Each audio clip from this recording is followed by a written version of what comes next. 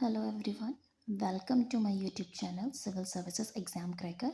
आज हम पढ़ने वाले हैं घटना चक्र की करंट दृष्टि ईयरली मैगज़ीन, जो कि बहुत इम्पॉर्टेंट होने वाली है आर ओ एग्ज़ाम के लिए। ये बहुत इम्पॉर्टेंट मैगज़ीन है समीक्षा अधिकारी और सहायक समीक्षा अधिकारी एग्ज़ाम के लिए, और यूपीपीसीएस के प्री एग्जामिनेशन पर्सपेक्टिव से भी ये बहुत इम्पॉर्टेंट होने वाली है।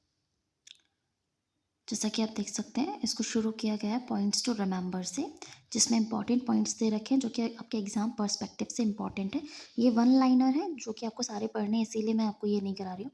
मैं आपको कुछ टॉपिक समझा दूंगी जो एग्जाम पर्सपेक्टिव से इंपॉर्टेंट होंगे, लेकिन पूरी मैगजीन इंपॉर्टेंट है। इसमें से कहीं से भी कुछ भी आ सकता है, लेकिन आपको ये खुद से पढ़ना पड़ेगा, क्योंकि these are some points to remember जो कि आप खुद से कर सकते हैं। मैं आपको इंपॉर्टेंट टॉपिक्स होंगे अंदर मैगजीन के, वो कवर करा दूंगी। जैसे अब इसमें दे रखा है नेशनल अफेयर्स, इसमें हम पढ़ेंगे पॉलिटिकल नेशनल अफेयर्स। ये आपके असेंबली इलेक्शन इन 5 स्टेट्स 2023। इसमें 5 स्टेट में जो इलेक्शन हुए थे असेंबली इलेक्शन, उसके बारे में दे रखा है। जैसे छत्तीसगढ़ में हुए हैं, मध्य प्रदेश, राजस्थान, तेलंगाना एंड मिजोरम। इन सब के रिजल्ट्स आप देख लेंगे, और जो भी डेटा इसमें दे रखा है इंपॉर्टेंट, वो आप एक बार देख लेंगे, आपका कवर हो जाएगा ये टॉपिक। मैं आपको शुरू कराऊंगी आर्टिकल 370 से, जो कि बहुत इंपॉर्टेंट है। इसकी अंडरस्टैंडिंग आपके लिए इंपॉर्टेंट है, तभी आप बाकी के क्वेश्चन इससे रिलेटेड अटैम्प्ट कर पाएंगे। इसीलिए मैं आर्टिकल 370 से शुरू कर रही हूँ। बाकी सारा जो भी इसमें पहले दे रखा है वो आप खुद से रीड आउट करेंगे, आपके लिए ईजी हो जाएगा। चलिए शुरू करते हैं। आर्टिकल 370। आर्टिकल 370 क्या है वो आपको पहले पढ़ा देती हूँ। आर्टिकल 370 इसमें दे रखा है, पहले आपको बेस पीछे का बैकग्राउंड पता होना चाहिए। What is article 370? इसमें क्या था? आर्टिकल 370 था, अक्टूबर 1949 में कश्मीर को ऑटोनॉमी ग्रांट कर दी गई थी इंटरनल एडमिनिस्ट्रेशन के लिए। उसके पास ऑटोनॉमी थी कि वो अपने इंटरनल एडमिनिस्ट्रेशन के जितने भी डिसीजन है वो खुद ले सकता है, except finance, defence, foreign affairs and communication. इन चारों के अलावा वो सारे डिसीजन खुद ले सकता था कश्मीर। उसके पास ऑटोनॉमी थी, एंड ये इन सब के लिए उसको सेंट्रल गवर्नमेंट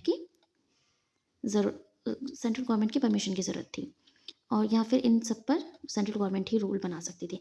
उसके पास अभी तक कश्मीर के पास Indian administered region established a separate constitution and a separate flag.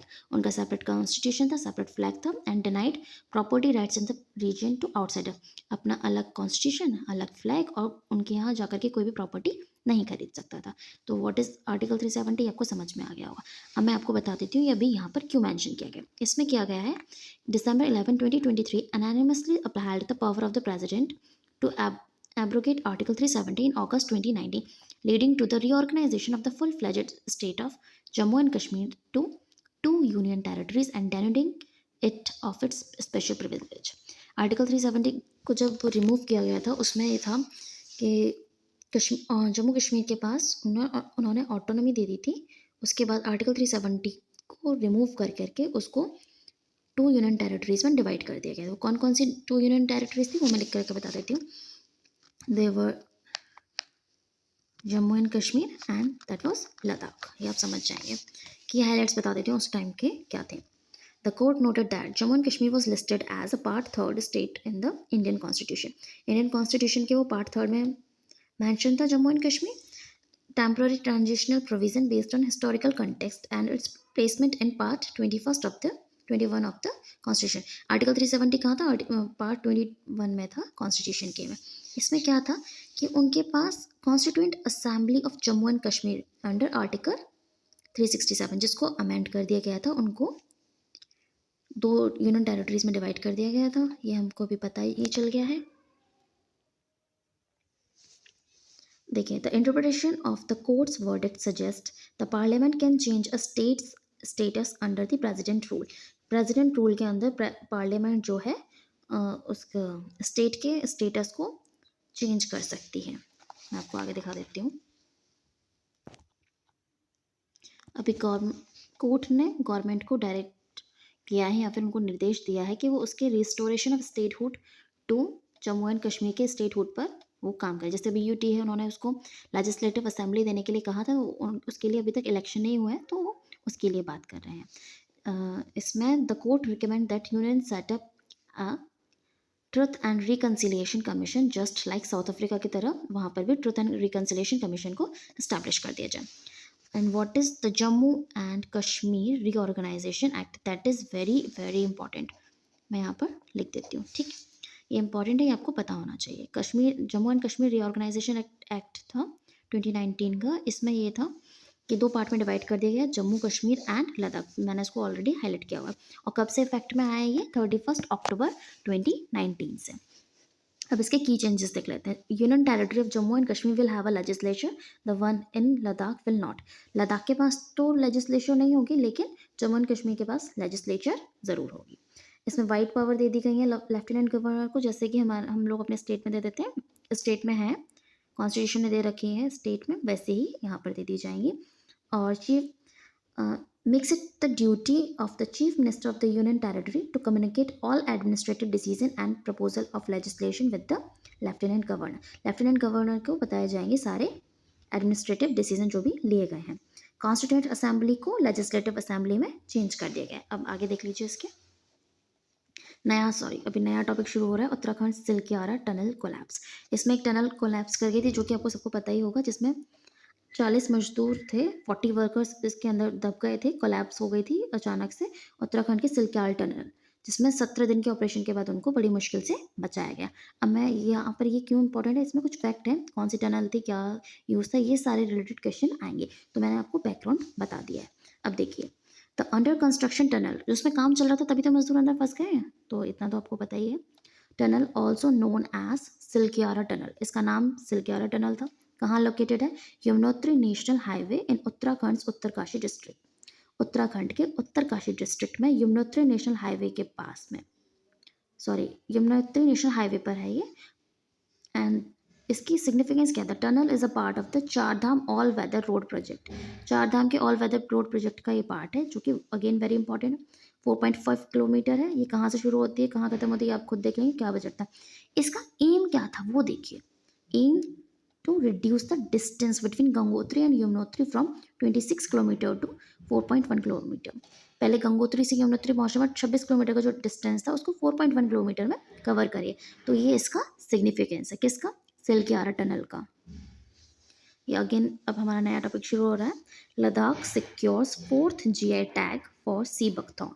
The geographical indication registry has granted the prestigious GI tag, geographical indication tag, to the department of industries and commerce Ladakh for Ladakh sea buckthorn. ये क्या है मैं बता देती हूँ। GI tag क्या होते हैं? GI टैग दिए जाते हैं किसी इंपॉर्टेंट लोकेशन से, किसी भी लोकेशन, किसी भी जोग्राफिकल लोकेशन से कोई भी वहाँ का इम्पॉर्टेंट प्रोडक्ट होगा जो वहाँ के सिग्निफिकेंस को शो कर रहा होगा, तो उसको GI टैग दिया जाता है। जैसे लद्दाख में सी बकथॉर्न को दिया गया है। This would be the 4th GI tag for Ladakh. Ladakh के लिए ये चौथा है GI टैग। इसके पहले उसको किसको मिल चुका है? Pashmina, apricot and Ladakhi would carvings. 4th कौन सा है आपका? Sea buckthorn. तो व्हाट इज सी बकथॉर्न, हम ये भी देख लेते हैं। सी buckthorn is the second fruit of Ladakh which is getting special recognition in the form of a GI tag. अब GI टैग में इसको स्पेशल रिकॉग्निशन दिया गया है, मैं इसको यहाँ पे हाईलाइट कर देती हूँ, दैट इज़ वेरी इंपॉर्टेंट। इसको आप अपनी मैगजीन में हाईलाइट कर सकते हैं, यहाँ पे अगर नोट्स बना रहे हैं तो नोट्स में भी लिख सकते हैं। चलिए, and what is sea buckthorn? Sea buckthorn is a shrub which produce an orange yellow coloured edible berry. Edible berry होती है इसमें ऑरेंज एंड येलो कलर की, ठीक है। नेक्स्ट देखिए, in another region, the Onattukara Vikasana Agency, the registered owner of the GI tagged Onattukara sesame in Kerala, is actively working to expand the cultivation of this unique sesame variety. ठीक है। अब GI tags to 7 product of 3 state, 3 state के 7 product को और दिया गया है उसमें, हम जिसमें आपके 4 फ्रॉम राजस्थान, 4 राजस्थान से, 2 गोवा से और 1 उत्तर प्रदेश से। वो क्या है हम आगे देख लेते हैं। चलिए, ये राजस्थान के 4 प्रोडक्ट थे, गोवा के 2, उत्तर प्रदेश के एक प्रोडक्ट को दिया गया। अब ये देखिए, ये इंपॉर्टेंट क्यों हो जाते हैं, क्योंकि आपके RO एग्जाम में, PCS एग्जाम में ऐसी तरह के क्वेश्चन बनते हैं, तो आप इनको एक बार अच्छे से पढ़िएगा। मैं भी बता देती हूँ। जैसे राजस्थान के उदयपुर कुफ्तगरी मेटल क्राफ्ट, लेकिन ध्यान रखिए राजस्थान में 4 हैंडीक्राफ्ट है, गोवा का एक एग्रीकल्चर प्रोडक्ट है, दूसरा वुड स्टफ है, उत्तर प्रदेश का हैंडीक्राफ्ट है। ठीक है, इन सब के नाम याद रखने हैं आपको, ये आप खुद पढ़ लेंगे। ठीक है, मैं बस आपको इंपॉर्टेंट मार्क करा देती हूँ। कोई भी कॉन्सेप्ट अगर क्लियर कराना होगा तो मैं आपको यहाँ पर बताती जाऊँगी और देखते रहिए आप इसको। GI tag to 7 products of the Uttar Pradesh in June 2023. The geographical Indications Registry in Chennai has given GI tags to 7 different products from Uttar Pradesh. अब यूपी का हम इसलिए बता रहे हैं क्योंकि ये इंपॉर्टेंट हो जाता है आपके पीसीएस के लिए और आरओ के लिए, बाकी में भी आ सकता है but very important for the UP perspective. देखिए आप, इन जून 2023 जोग्राफिकल, ये तो मैंने बता दिया। जीआई टैग किस किस के लिए बना, ये देखिए। अमरोहा ढोलक के लिए, म्यूजिकल इंस्ट्रूमेंट है, ये तो हमें सबको पता ही होगा क्या होते हैं, नेचुरल वुड की बनी हुई है अमरोहा ढोलक। नेक्स्ट है आपका महोबा गौरा पत्थर हस्तशिल्प, soft stone with scientific name the pyrophyllite stone. इसका साइंटिफिक नेम क्या है, पायरोफ्लाइट स्टोन, महोबा गौरा पत्थर हस्तशिल्प। नेक्स्ट है आपका Baghpat home furnishing, Barabanki handloom product, Kalpi handmade paper and the Mainpuri Tarkashi and Sambhal horn craft. Sambhal horn craft में क्या है, used raw material procured from dead animals, dead animal से जो भी रॉ मटेरियल निकाला जाता है उससे संभल का हॉर्न क्राफ्ट बनता है, उसको जीआई टैग मिला हुआ है। तो अभी तक यूपी में कितने हो गए हैं, 7 पहले मिल चुके थे, और ये आपका जलेसर मेटल क्राफ्ट, जलेसर धातु शिल्प हैंडीक्राफ्ट के नाम से जो फेमस है। तो हमारे यूपी के पास कितने हो गए हैं, 8 जीआई टैग्स, इन्हें आप याद रखिएगा। हमारा वेरी इंपॉर्टेंट है नारी शक्ति वंदन अधिनियम 2023 on September 29, 2023, President Draupadi Murmu gave her assent to Nari Shakti Vandan Adhiniyam 2023, which seeks to provide 33% reservation to women in the Lok Sabha and state assemblies. Lok Sabha state assemblies में women को 33% का reservation देने के लिए द्रौपदी मुर्मू ने अपनी ascent दे दी है। That is very important, मतलब अब स्टेट असेंबलीज में एंड लोकसभा में 33% रिजर्वेशन वुमेन को मिला है, और SC ST की वुमेन के लिए भी यहाँ पर 33% का रिजर्वेशन है। All 214 Rajya Sabha members present voted in favour of the bill, bill के फेवर में ही उन्होंने वोट किया था। The bill was introduce by union law minister Arjun Ram Meghwal in the upper house. इसको आप याद रख सकते हैं, पॉइंट काफ़ी इंपॉर्टेंट है ये। Lok Sabha passed the bill on September 20, 2023 with the support of 2/3 majority of the members present and voting. In Lok Sabha 454 members supported and 2 oppose, सिर्फ 2 लोगों ने अपोज किया था, बाकी सब ने इसको सपोर्ट किया था। That is very big thing. Key highlights of the bill. Articles to be amended. To achieve the goal of women's reservation, the bill proposed amendments to the constitutional provision with respect to the NCT of Delhi. Article 239 AA special provision with respect to Delhi. Delhi के respect में कुछ special provision थे, उनको amend किया गया है। New articles to be inserted, नए article insert किए, जैसे article 330A, 332A and 334A. 330A and 332A newly proposed article want to establish women's reservation in the Lok Sabha and the state legislative assembly. इसको article 330A में डाला गया लोकसभा के लिए, 332A में डाला गया स्टेट लेजिस्लेटिव असेंबलीज के लिए, ठीक है। Article 334A include a sunset provision that would gradually end this affirmative action policy after 15 years. However, its terms can be extended. 15 साल के बाद इसके एक्शन को एंड भी किया जा सकता है और यहाँ फिर इसको एक्सटेंड भी किया जा सकता है। ये 15 साल के बाद डिपेंड करेगा लोकसभा या राज्यसभा जो भी इसके पक्ष में वोटिंग करता है या नहीं। पर्टिकुलरली जैसे मैंने अभी SC और ST का जिक्र किया था पहले, अब उसके लिए भी देख लीजिए। SC and ST are propose to have 1/3 of the seats allocated for SCs and STs in the Lok Sabha and legislative assemblies. SC और ST को जितनी सीट दी गई है उसमें भी 33% को वुमेन के लिए रिजर्व किया जाएगा। अब यहाँ पर इस टाइम पे क्या नीड थी रिजर्वेशन की वो पढ़ लेते हैं। India has made significant progress in gender gap report. Gender gap report में 2023 में हमारे पास सिग्निफिकेंट प्रोग्रेस हुई है।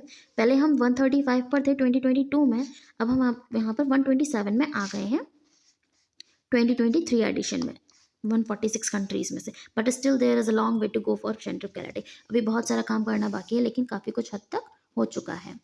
And globally, India ranks 141st in the world on women's share in national legislature, and a list of 193 countries below China, 88th, or Pakistan 111th at a time when the number of women parliamentarians in the country is at an all-time higher of over 14%. 14% से ऊपर गया है women को participate करने के लिए parliament में। China 88 number पे और पाकिस्तान 111वें नंबर पर है वर्ल्ड में, ठीक है। आज का हम लेक्चर यहीं पे ख़त्म करते हैं। नेक्स्ट हम शुरू करेंगे new bills to overhaul criminal loss.